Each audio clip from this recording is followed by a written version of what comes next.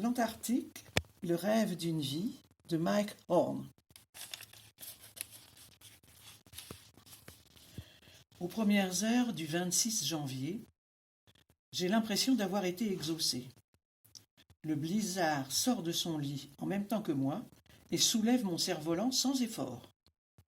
Ça ne dure pas longtemps, car la neige se met à tomber, le ciel devient tout gris, le vent ricoche sur le glacier et retombe en tourbillon, ce qui m'oblige à courir derrière lui en zigzagant au milieu des astrugies.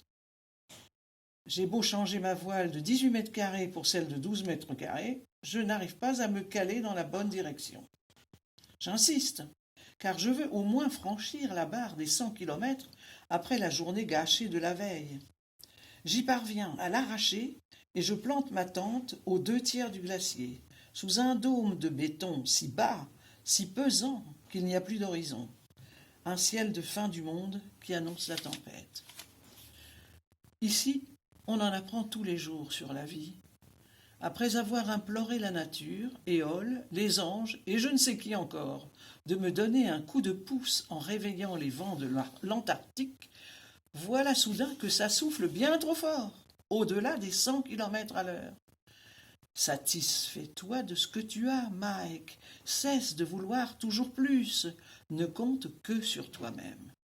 Dans une telle tempête, aucune de mes voiles ne convient vraiment. Je n'arrive même pas à domestiquer la plus petite d'entre elles, celle de 4 mètres carrés. Dès que je la fais décoller, le blizzard menace de déchirer sa toile. Si j'étais remorqué par un dragster, la tension exercée sur mes bras ne serait guère plus intense. Pourtant, je n'ai pas le choix. Il faut que j'avance. Il en va de la réussite de mon entreprise. Depuis près d'une semaine, le thermomètre s'est calé sous les -40. L'hiver prend possession de ce territoire et mon bateau se rapproche des eaux périlleuses de l'océan glacial antarctique. Dans une telle tempête, la prudence commanderait de rester sous la tente. Moi, si je la monte à la hâte au bout d'une heure, c'est pour raccourcir les ficelles de mon cerf-volant et me jeter à nouveau dans la bataille. Je crois que je préfère encore me démener sur mes skis à être transi dans mon abri. Même si je suis protégé du vent, il y fait la même température qu'à l'extérieur, à savoir -44.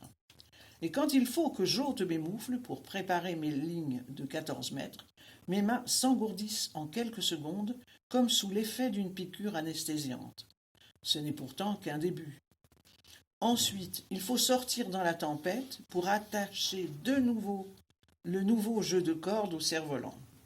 Le froid enfonce sa lame jusqu'aux os, mes doigts aux ongles fendus par le gel ne m'obéissent plus.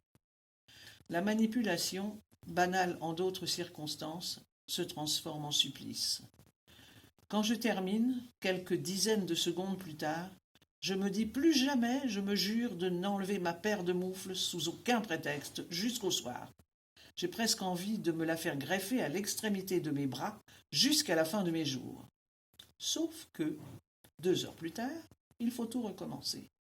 Remplacer mes lignes de 60 mètres par celles de 14 mètres n'a pas suffi. Le vent furieux continue de me faire tituber derrière mon cerf-volant sans que je parvienne à contrôler sa trajectoire. Il faut encore raccourcir les rênes. Comme je n'ai pas de ficelle moins longue, je décide de couper celles de 14 mètres pour les ramener à 10. On ne pourra pas dire que je n'ai pas tout tenté. Le ciel, qui a viré du gris au blanc laiteux, est si bas qu'il semble s'être fiché au sommet du glacier. Il ne fait plus qu'un avec la montagne. Le vent fait voler la neige comme il époussetterait un vulgaire tapis. J'avance dans une brume de flocons, humide et glaciale. Mais j'avance. Il n'y a plus d'horizon, plus de cap à tenir, juste une vague direction que le blizzard m'impose. Juste l'obsession de me rapprocher chaque jour un peu plus de la délivrance, car mon corps est devenu trop vulnérable et mes défenses tombent une à une. J'ai l'habitude de faire du ski kite dans des conditions peu recommandables, mais là, franchement, c'est le bonbon. Avec ma plus petite voile et mes cordes de 10 mètres, j'ai l'impression de tenir un parapluie à bout de bras, et pourtant, c'est déjà trop, puisque les rafales me plaquent régulièrement contre les stratégies, qui poussent comme des champignons sur ces pentes battues par le blizzard.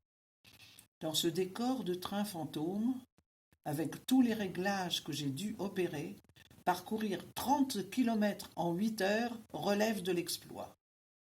À ma place, n'importe qui se féliciterait de s'en être sorti indemne. Mais la ténacité est chez moi une sorte de puits sans fond.